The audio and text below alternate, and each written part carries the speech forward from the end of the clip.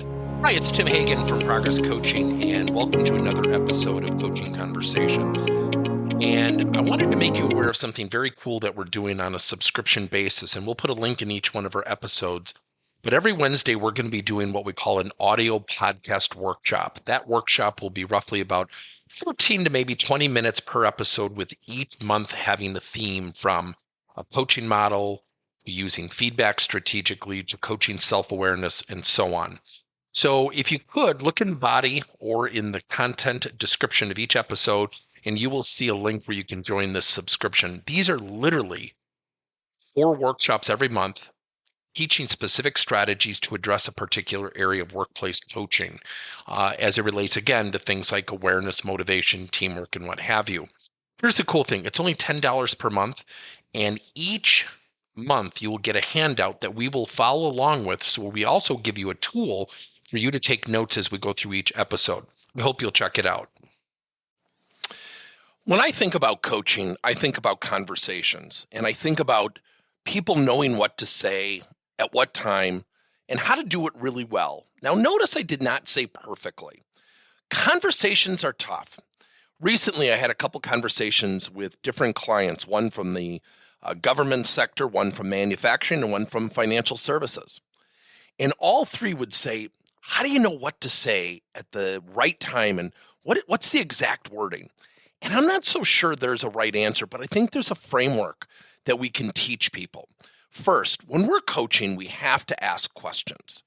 And a number 1 rule is to ask what questions. Our advice is never start with a why question. A why question can put someone in defensive posture. Let me demonstrate. So, John, why would you do the project that way? Versus, John, what were your thoughts when you put your project together? Why tends to make people feel defensive. It's not a bad word. It just tends to trigger people. Now, another thing that you can do if you want to address something that's tough, and you're at least initially addressing a tough area with an employee, and you say, Jill, for the most part, you do X, Y, and Z really well, but your time management is really off. Now, a different way is something that we call dovetailing. Jill, here are the 3 things I love about working with you. You do this, this, and this well, and I think about time management becoming one of those strengths. What are your thoughts? Remember, the goal of coaching isn't to change somebody. The goal of coaching is to give someone the option to change, the thought process to change. Wording matters. So what we say and how we say it make a big difference. So if I'm looking at Jill and say, your time management really has an opportunity to improve, and on the other hand, I say, your time management's not very good, and my arms are folded, and I have a scowl on my face, we have to remember what we say creates a reaction.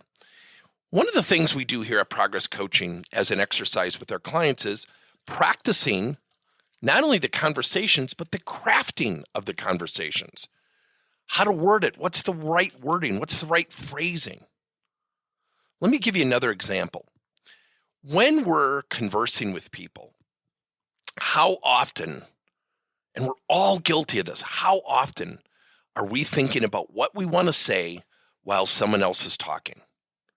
What happens? We break trust. Now, there's a concept of intent versus perception. I'll give you a really rough analogy. If I look at someone and say, I punch him in the nose and I say, well, my intention wasn't to be violent. I was just screwing around.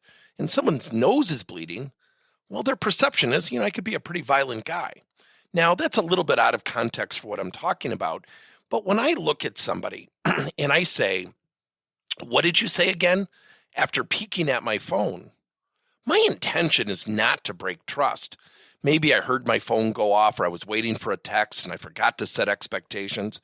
Yet, in that moment, the person will lose trust, because people manically will say, he never listens to me. So we have to be present. And in the new virtual world, it has caused us to communicate in so many different ways. Being present takes on a lot of different shapes and sizes now, yet we have to be present, mentally ready. Now, I'm going to take a little bit of a pot shot at a profession. One of the professions that really parallels coaching is sales. So when you think about sales, salespeople have been taught for decades, 50 plus years, needs-based selling or using open-ended questions. Questions that elicit non-yes or no answers, such as what, how, or why questions. Here's the funny thing. It's been estimated that we should really have the customer talk 80% of the time. Now, if you go into a sales team and say, we're going to work on needs-based selling, people aren't excited. They roll their eyes because they know how to ask open-ended questions. And they do. So it begs the question, why don't they? Why is it when you ask a customer, what's the one thing you don't like about salespeople?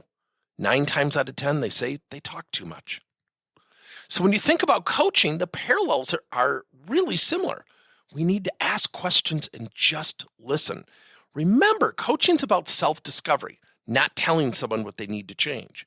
Now, if you have someone with a negative attitude, and you absolutely know they have a negative attitude, and you tell them they have a negative attitude, are we really under the impression someone's going to look at us and say, you know what, Bob, you're right, I'm awful? Now, what's the value of that person saying, yeah, at times I can be arduous. Yeah, you know what? I'm happy you asked. At times I've struggled with some things at home, and I think I've brought it into the office. See, when people self-discover, they own. But please do not assume that these conversations of getting someone to a point of self-discovery is easy. It takes time. It takes practice. Now, one of my favorite clients, a person by the name of Tracy, said, these conversations are hard. And we were talking about some really simple models. And she and I started to talk, and she said, how did you get to the point where you could do this? And I said, practice. I said, Tracy, I probably role play 20 to 30 times a week with different clients, different situations.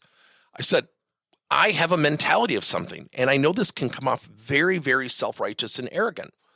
I don't care if I do it perfectly, because a coaching conversation to me is about facilitating someone's behaviors, their mentality to feel good about sharing stuff with me.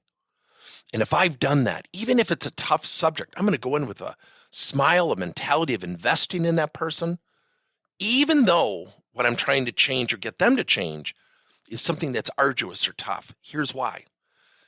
Coaching conversation isn't an event. It's a series of conversations woven together.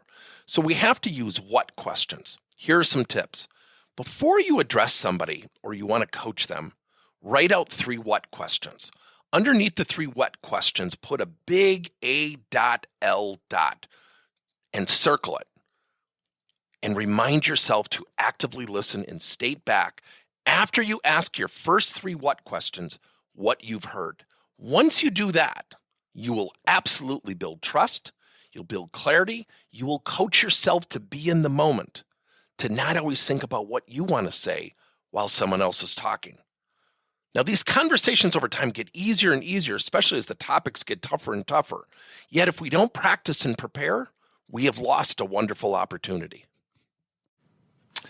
Thank you for listening to another episode of Coaching Conversations by Tim Hagen and Progress Coaching. Now, our company is always coming out with new and innovative solutions to help leaders coach their employees.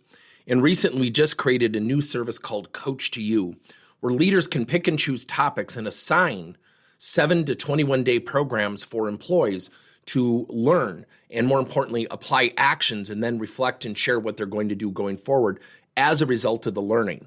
It's called Coach to You. We're literally bringing coaching to your employees. If you're intrigued, we'll have a link in each one of our episodes where you can get more information. And again, thank you so much for listening to another episode.